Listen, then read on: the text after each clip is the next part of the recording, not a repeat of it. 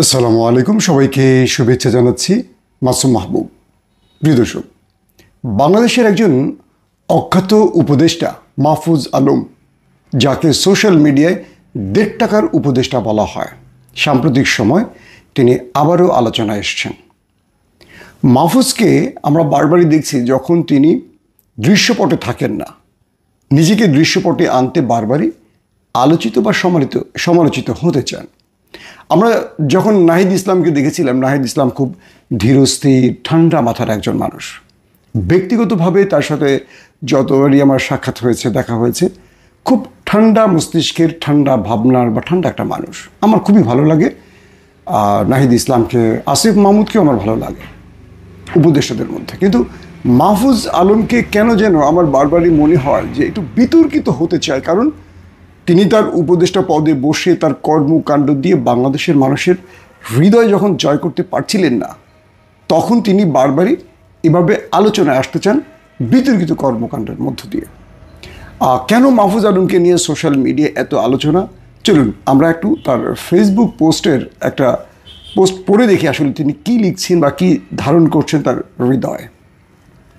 মাহফুজ আলম লিখেছেন, আমাকে নিয়ে নোংরামি করতেছ, ঝামেলা নাই, ফ্যামিলি টাইনো না, যুদ্ধাপরাধের সহযোগী রাজাকারেরা, এটা লাস্ট ওয়ার্নিং।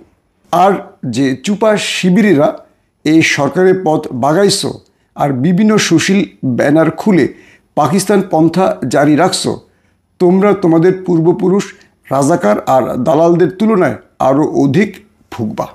আসলে এটুকু বিশ্লেষণ করে পরের কথায় যাচ্ছি। তিনি প্রথমে বলছেন যে তাকে নিয়ে যারা নোংরামি করতেছোস, মানে তুই তুকারি করে বলছে ঝামেলা নাই, ফ্যামিলি টানতে নিষেধ করছে, যুদ্ধাপরাধের সহযোগী রাজাকারেরা। যুদ্ধাপরাধ ইস্যুটি বোধহয় শেখ হাসিনা তার একটা প্রহসনের রায়ের মাধ্যমে প্রমাণ করার চেষ্টা করে ব্যর্থ হয়েছেন।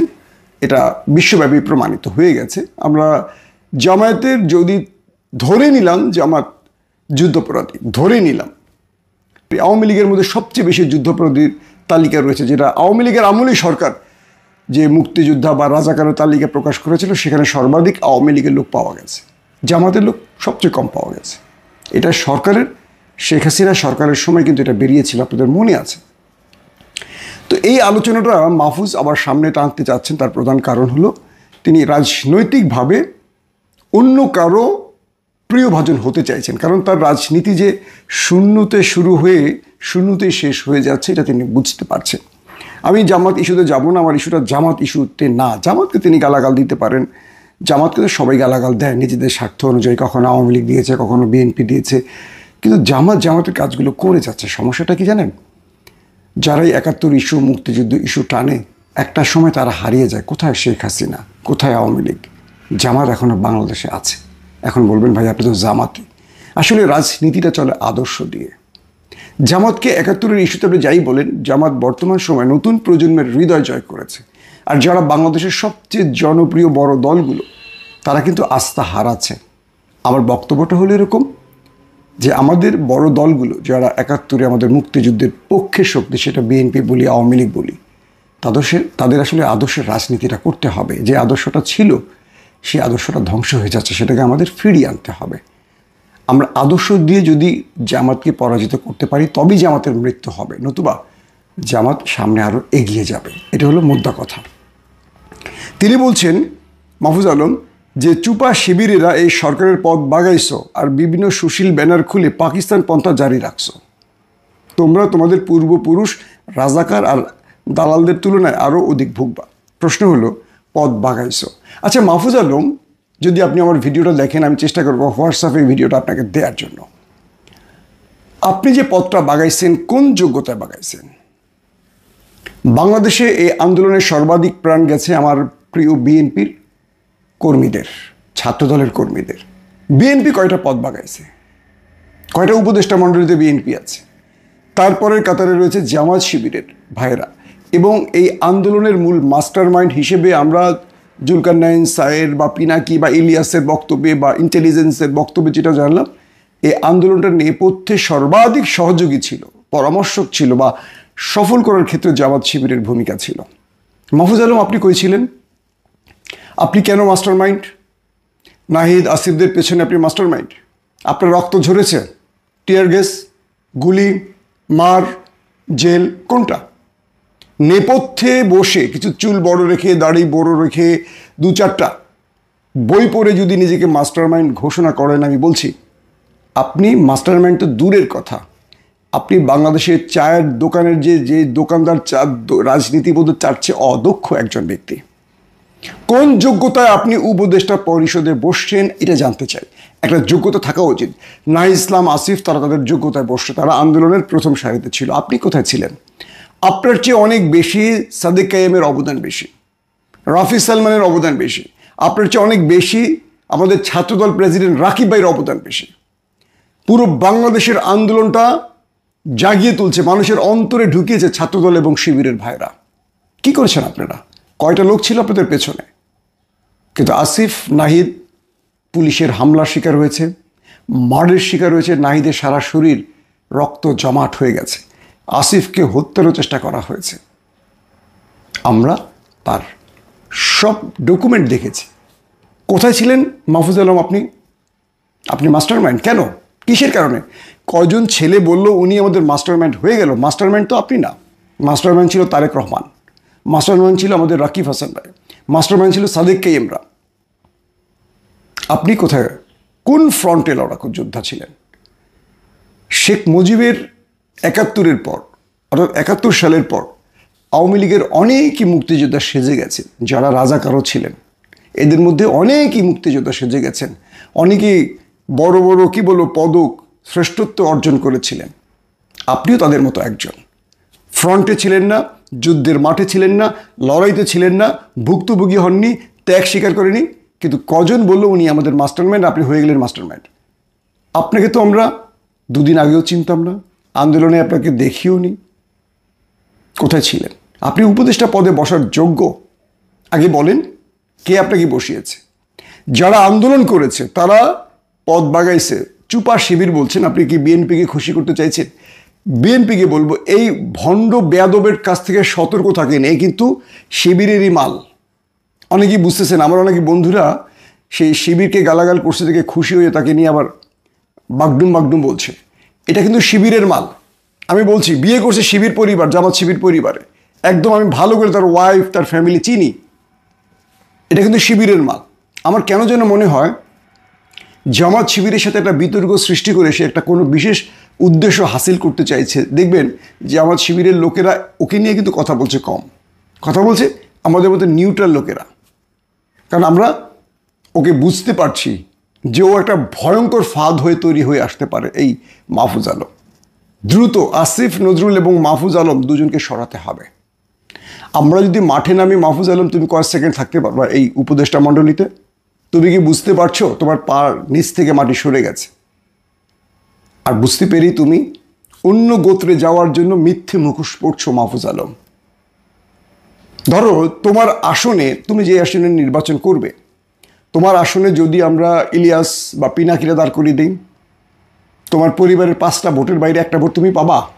চ্যালেঞ্জ করো, আসো, চ্যালেঞ্জে আসে। এই যে বাকওয়াজগুলো করছো, যারা আন্দোলন সংগ্রাম করছে, জীবন দিয়েছে, তারা কিছু পদে বসছে, আর তুমি হচ্ছে পদ বাগাইছো। তুই বেটা কোন জায়গা থেকে এই পদে বসছস? তোর কি অবদান আছে? আসিফ আর নাহিদ বা সার্জিসরা বলছে তুই মাস্টারম্যান হয়ে গেছস। তোমার পূর্বপুরুষ রাজাকার, এই রাজাকার ইস্যু আর তুলিস না। খোঁজ নেয় তুইও রাজাকার, তুই জামাতি ঘরের লোক, তুই শিবিরের ফোকাসে কোচিং করার লোক, তুই সেখান থেকে আসছো, তুই জামাত পরিবারে বিয়ে করছিস, তুই তো বেটা সবচেয়ে বড় রাজাকার। যারা বিতর্কের এবং গালাগালির লিমিট জানে না তাদের আমি সহনাগরিক মনে করি না। ভাই, তোর মনে করার দিক কী যায় আসে? এই যে আমি গালাগালি করি, আমি নাগরিক না তুই নাগরিক, তুই সেটাকে লাইসেন্স দেওয়ার সার্টিফিকেট দিয়ে তুই কেড়ে, তুই কি মনে করবি সেটা আমাদের দেখার বিষয়। পাকিস্তান পন্থীরা যেখানে থাকবে সেখানেই আঘাত করা হবে, আমৃত্যু।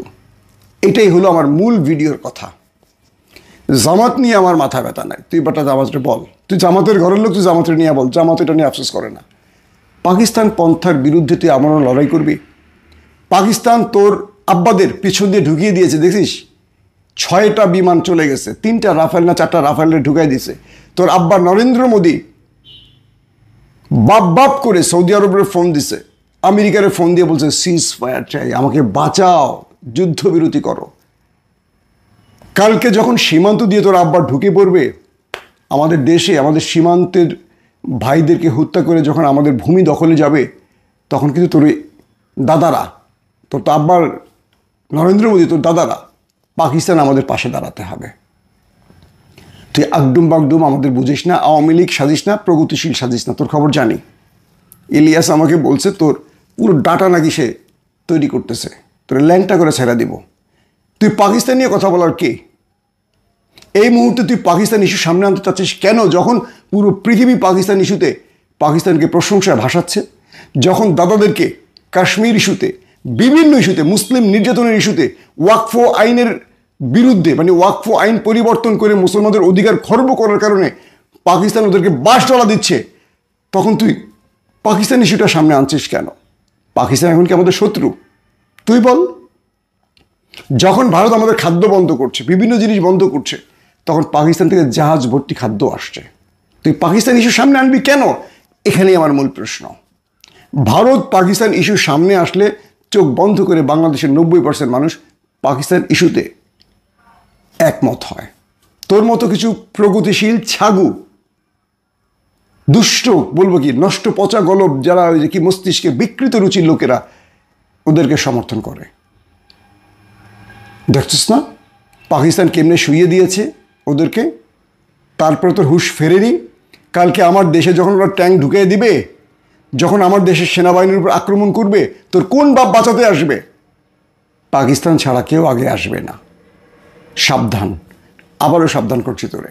পাকিস্তান ভারত প্রশ্নে তোর প্রগতিশীলতা তোর জায়গাতে ঢুকাই দিব ভিতরে, সাবধান করছি। আমি কাউকে অশ্লীল ভাষায় কথা বলি না। তোর মতো উপদেষ্টা, 2 টাকার না, তোর 1.5 টাকার উপদেষ্টা বললাম, সাবধান হয়ে যাস। বাংলাদেশের মধ্যে বিতর্ক সৃষ্টি করিস না। তোদেরকে এখানে বসাইছে, তোদেরকে এখানে বসানোর অর্থ এই না যে তোরা বিতর্ক সৃষ্টি করবি, জাতিকে ঐক্যবদ্ধ করার চেষ্টা কর। তোর মন মতো তুই ফেসবুকে পোস্ট দিবি, তুই উপদেষ্টা, তুই ভুলে গেছিস কোন শপথ এখানে বসছিস তুই? আদব কাদা শিখিস। তোকে তো ঢাকা বিশ্ববিদ্যালয় থেকে শিক্ষা দেয় না, তোর পরিবার থেকে শিক্ষা নেওয়া উচিত ছিল। পাকিস্তান পন্থার বিরুদ্ধে তোর আমরণ লড়াই, তাহলে তুই কোন পক্ষের লোক সেটা আমাদের একটু বল। ভারত পন্থার বল। বাংলাদেশে তো রাজনৈতিক দলরা 2টো পন্থাকে উল্লেখ করে, ভারত পন্থা, পাকিস্তান পন্থা। তুই পাকিস্তান পন্থার বিরুদ্ধে আমরণ লড়াই করবি মানে কি তুই ভারত পন্থার লোক? আমরা দেখে নিব, তোকে, সমস্যা নেই। দাবিতে এই রাজাকারদের আগে ঠেকানো হবে, যারা এদের স্পেস দিয়ে দিছে, তাদের জন্য গত 50 বছরের তুলনায় অধিক জেল্লতি অপেক্ষা করছে। দাবিতে তুই কে রে? দাবি তোর বাপের? এই দেশ তোর বাপের? দাবিতে তুই ঠেকাবি? ঠেকা। তোর পিছনে কয়টা লোক আছে? তোকে আমরা দয়া করে একটা পতাকা দিয়েছি গাড়িতে, আমরা আমাদের ভাই বোন লড়াই করছে, তুই মাঠে নামিস নাই, তুই সুবিধা নিয়েছিস। তোর উপদেশটা মানে কেউ? তুই ঠেকানোর কে রে? জাস্ট গাড়ি থেকে নাম, পতাকাটা খুলে ফেল, দৌড়াবি কোন দিকে? প্রিয় দর্শক, আজকের ভিডিওটি অনেক ক্ষোভের থেকে বলছি, কারণ মাহফুজ আলমের মাত্রাতিরিক্ত, এর আগে দেখেছিলাম নাসিরুদ্দিন পাটোয়ারি জিয়াউর রহমানকে নিয়ে বেফাস কথা বলেছে। আমরা একটা জিনিস বলে রাখি, বাংলাদেশে জিয়াউর রহমানের বিরুদ্ধে কিছু বলা যাবে না। বাংলাদেশে, স্বাধীন বাংলাদেশে শহীদ প্রেসিডেন্ট জিয়াউর রহমানের হাত ধরে এদেশ স্বনির্ভর বাংলাদেশ হয়েছে।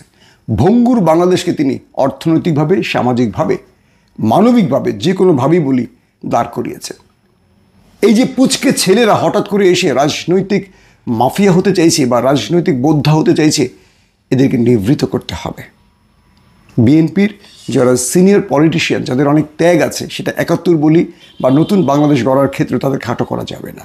তেমনি আমি জামাত শিবিরকে কিছু কিছু ক্ষেত্রে তাদেরকে সমর্থন করি। 24-এর আন্দোলনে, বিপ্লবে তাদের অনেক ভূমিকা আছে, কিন্তু অনেক ভূমিকা রাখিনি। অনেকে হাসিনার দালালি করেছে, কিন্তু তারা গুরুত্বপূর্ণ পদে বসে গেছে এবং এই রাষ্ট্রকে বিতর্কিত করছে।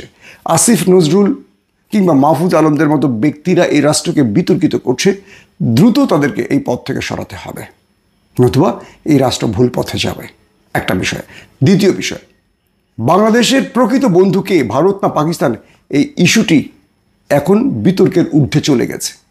আমাদের প্রকৃত বন্ধুকে আমরা জেনে গেছি। তারপরে উপদেষ্টা মণ্ডলীতে বসে কেউ যদি ভারত পন্থাকে অবলম্বন করে, তাকে ঝেঁটিয়ে বিদায় করার দায়িত্ব আমার, আপনার, আমাদের সবার। আসুন মাহফুজ আলমকে না বলি এবং এই পথ থেকে তাকে সরাতে সর্বোচ্চ আন্দোলনে নামি। আল্লাহ হাফেজ।